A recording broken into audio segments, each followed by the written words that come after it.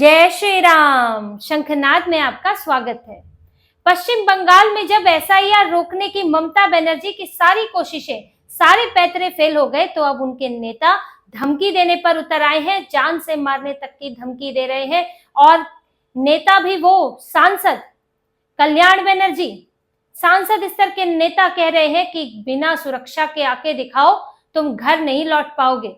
कल्याण बनर्जी ने ममता बनर्जी के मार्च के दौरान ही बयान दिया है। इधर मार्च निकल रहा है, उधर कल्याण बनर्जी बयान दे रहे हैं कि शुभेंदु अधिकारी, सुकांत मजुमदार कोलकाता के दानकुनी इलाके में बिना सीआरपीएफ के आके दिखाएं, हमें बस बता दे कि आ रहे हैं, तो उसके बाद देखते हैं घर कौन लौटता है और तुम्हारा बाप अमित शाह तुम्हें वहां से कैसे ले जा पाता है।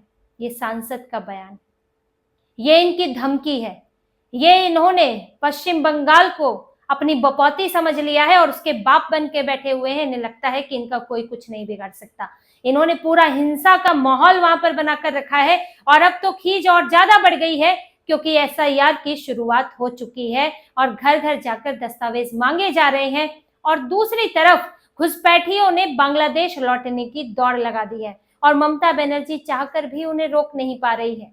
लेकिन इस एसआईआर में एक और चीज हुई है, और वो ये है कि ममता बनर्जी ने कैसे, इनकी सरकार ने कैसे घुसपैठियों को बसाया, कैसे कब कब दस्तावेज दिए, ये सारी चीजें भी सामने आ रही हैं, जो अभी तक सिर्फ बयान के तौर पर कही जाती थी, लेकिन अब तारीखों के साथ, समय के साथ सामने आ रहा है।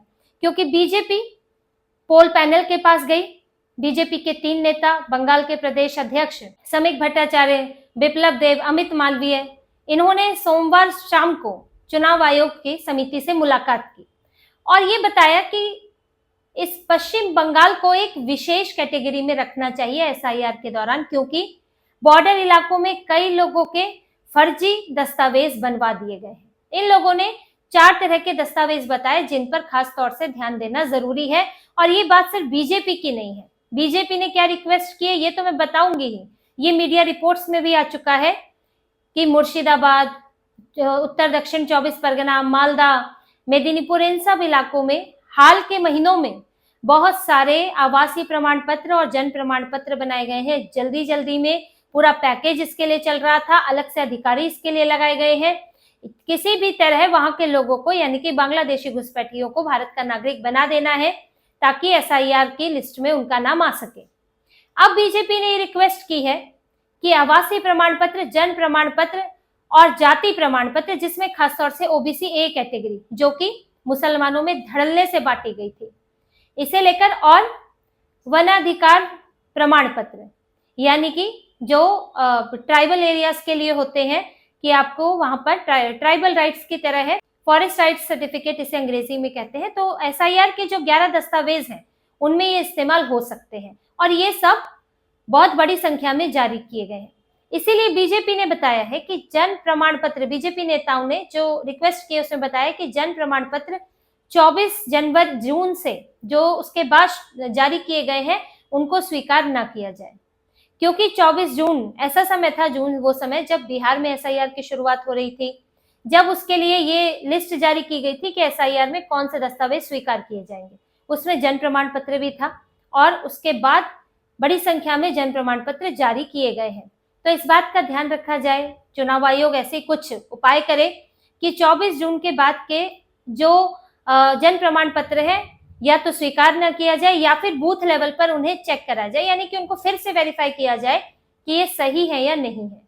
इसी तरह से जो आवास प्रमाण पत्र है उसमें यह अनुरोध किया गया है कि स्थायी निवास प्रमाण पत्र ही लिए जाए जिन्हें ग्रुप ए ऑफिसर ने, जिन पर हस्ताक्षर किए हो, क्योंकि आवास प्रमाण पत्र भी ऐसे ही जारी कर दिए गए हैं जिसके लिए ये नहीं देखा गया है कि वाकई वो व्यक्ति वहां रहता है कि नहीं, क्योंकि इसके लिए एक पूरी ट्रेल होती है, एक दस्तावेज से दूसरा दस्तावेज बनता है। अब ममता बनर्जी की सरकार है, विधायक इनके हैं, खास करके मुस्लिम बहुल इलाके में, बॉर्डर के इलाके में पटवारी इनका, पंचायत अधिकारी इनका, तो सब चीज कराने में मुश्किल नहीं होती है, ये चीजें बहुत आसानी से बन जाती हैं। तो ये सब बनवा लिया गया है, उसमें आपको बड़े स्तर के अधिकारी की भी जरूरत नहीं होती है। तो ये देखने के लिए, जांचने के लिए कहा गया है चुनाव आयोग को, कि रिक्वेस्ट की गई है। इसी तरह से ओबीसी ए कैटेगरी के सर्टिफिकेट, जो कि 2020 के बाद बड़ी संख्या में बांटे गए हैं और मुसलमानों को दिए गए हैं, उन्हें ओबीसी कैटेगरी में शामिल कर लिया गया ताकि पीछे के दरवाजे से आरक्षण दिया जा सके। जो ये ओबीसी की बात कर रहे हैं राहुल गांधी इंडी गठबंधन वाले, ओबीसी का जो आरक्षण है सबसे ज्यादा इन्होंने काटा है, क्योंकि इन्होंने जो ओबीसी हिंदुओं में होते हैं, इन्होंने मुसलमानों को भी ओबीसी का दर्जा दे दिया और उनको आरक्षण दे रहे हैं। तो इससे जो कटौती हुई वो किसकी हुई? जो हिंदू ओबीसी है उनकी कटौती हुई है, और यही लोग बात करते हैं कि हम ओबीसी को अधिकार दिलाएंगे। तो ये किस तरह बरगलाते हैं ये सामने आ रहा है। अब ओबीसी ए कैटेगरी का मामला कलकत्ता हाई कोर्ट में पेंडिंग है। कलकत्ता हाई कोर्ट ने इसे साफ तौर पर कहा है कि ओबीसी ए कैटेगरी अवैध है, यानी कि ऐसी कोई कैटेगरी नहीं होनी चाहिए, नहीं जारी की जानी चाहिए, इसको घोषित करार दिया है। हालांकि अभी मामला कोर्ट में पेंडिंग ही है, इस पर सुनवाई चल रही है। पर इस प्रमाण पत्र को चुनाव आयोग से कहा गया है कि इसको स्वीकार ना करें, रिक्वेस्ट की गई है इसके लिए, क्योंकि ये गलत तरीके से जारी किए गए हैं। इसी के साथ ही जो वन अधिकार प्रमाण पत्र है, फॉरेस्ट राइट सर्टिफिकेट है, इसमें भी बड़ा झोल हुआ है और इसके लिए बताया गया है कि 2 अप्रैल से पहले के जो सर्टिफिकेट है उन्हें स्वीकार करें, क्योंकि 2 अप्रैल के बाद हुआ क्या है कि यहाँ पर नए वन सचिव नियुक्त किए गए। ममता बनर्जी अपनी पसंद के वन सचिव यहाँ लाई और उसके बाद बहुत ज्यादा संख्या में इस तरह के सर्टिफिकेट जारी हुए हैं, क्योंकि आपको अधिकारी अपने खेमे का चाहिए होता है जब आप कुछ गलत काम कर रहे हैं, गलत तरीके से दस्तावेज बना रहे हैं, वरना अधिकारी सवाल उठा सकता है, क्योंकि उसकी नजर से छुपना, इतने बड़े स्तर पर ये गलत काम हो रहा है, ये अधिकारी की नजर से छुपना बड़ा मुश्किल होता है। इसीलिए तो ममता बनर्जी ने ट्रांसफर पोस्टिंग कर दी चुनाव आयोग की एंट्री से पहले, ताकि जहां पर उन्हें जरूरत है उनकी पसंद का अधिकारी बैठ जाए, खासतौर से यही मुस्लिम बहुल इलाके में। तो ममता बनर्जी की सरकार में ये सारे दस्तावेज जो हैं ये 2020 के बाद बहुत ज्यादा जारी हुए हैं, खासतौर से एसआईआर के बाद। और ओबीसी सर्टिफिकेट तो ऐसा है जो लंबे समय से जारी हो रहा है, 2011 से लेकर 2024 तक की बात की गई है कि इस सर्टिफिकेट को तो खास तौर से ध्यान दें। तो ममता बनर्जी ने कैसे कैसे तरकीबें लगाकर बांग्लादेशियों को भारतीय बनाया है, उनकी सरकार में ये सब दिख रहा है। अब चुनाव आयोग इस पर संज्ञान लेगा। चुनाव आयोग ने आश्वासन दिया है कि इस पर देखा जाएगा कि क्या किया जा सकता है। हालांकि अभी चुनाव आयोग इस पर क्या करेगा, कोई इस तरह की पुख्ता जानकारियां नहीं है कि क्या उपाय अपनाए जाएंगे, लेकिन इसको ध्यान में रखा जाएगा कि कोई भी गलत दस्तावेज के आधार पर भारत की नागरिकता, भारत का वोटर आईडी, वोट देने का अधिकार किसी को ना मिले। वहीं दूसरे स्तर पर कई बांग्लादेशी जो हैं वो भारत छोड़कर जा रहे हैं। पिछले 4 दिनों में 400 बांग्लादेशी पकड़े गए हैं, दैनिक जागरण ने सूत्रों के हवाले से बताया है। 3 महीने में 8000 बांग्लादेशी पकड़े गए हैं, जो कि ये सभी जो हैं ये भारत से भागकर बांग्लादेश जा रहे थे। इन्हें एसआईआर की भनक लग गई कि एसआईआर में अब अगर नाम नहीं आया तो फिर हमें चिन्हित कर लिया जाएगा और फिर हमें यहाँ से हटाया जा सकता है और या कोई और कार्रवाई हो सकती है। तो इन्होंने क्या चालाकी दिखाई कि अभी बांग्लादेश चले जाते हैं, चुनाव बाद आ जाएंगे। चुनाव बाद ममता बनर्जी की सरकार आई तब तो फिर कोई समस्या ही नहीं है, बीजेपी की आएगी तो सोचेंगे, लेकिन बचे रहेंगे, डिटेंशन कैंप में कम से कम नहीं जाएंगे।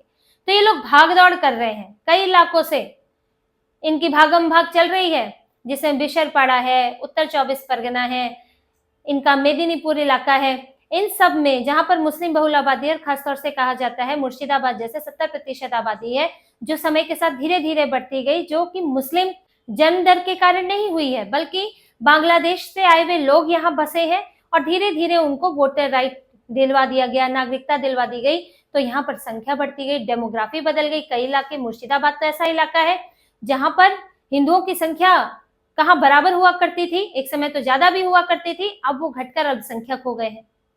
तो ये पूरा खेल चल रहा है नागरिक बनाने का, भारत के वोट बैंक इकट्ठा करने का खेल चल रहा है।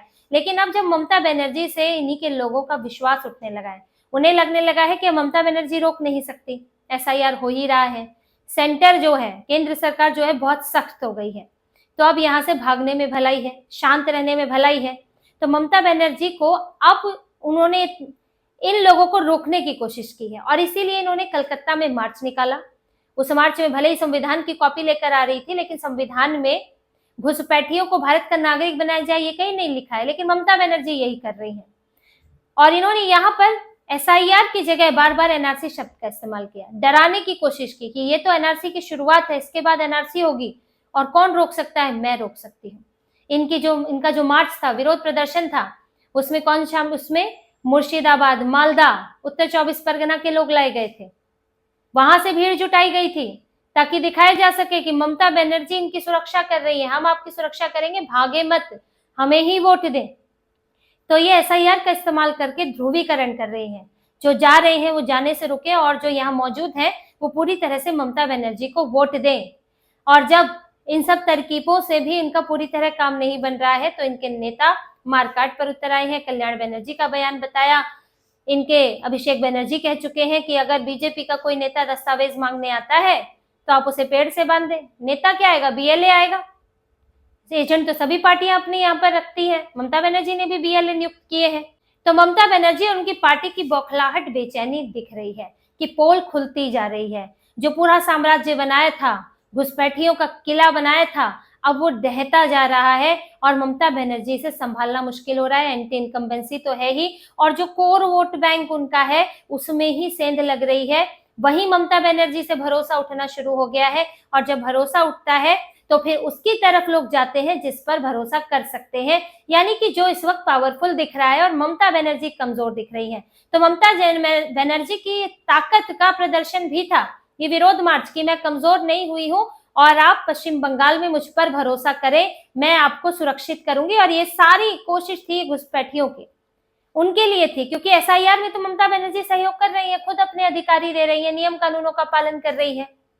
तो ये इस किसको दिखाने के लिए विरोध प्रदर्शन कर रही थी? एक मुख्यमंत्री अपने ही राज्य में विरोध प्रदर्शन करेगा? दिखाने के लिए था उन लोगों को जो बांग्लादेश भाग भाग कर जा रहे हैं। तो एसआईआर बड़ी जी का जंजाल बन चुका है ममता बनर्जी के लिए। बिहार में भी विपक्षियों को इतनी मुसीबत नहीं हुई थी जो ममता बनर्जी को हुई है, और ये मुसीबत ममता बनर्जी के बयानों में, उनके नेताओं के बयानों में अब साफ दिख रही है। तो इसी तरह की और खबरें और विश्लेषण आपके लिए लाते रहेंगे। हमसे जुड़े रहिए, सब्सक्राइब कीजिए, कमेंट कीजिए। बहुत बहुत धन्यवाद। जय श्री राम।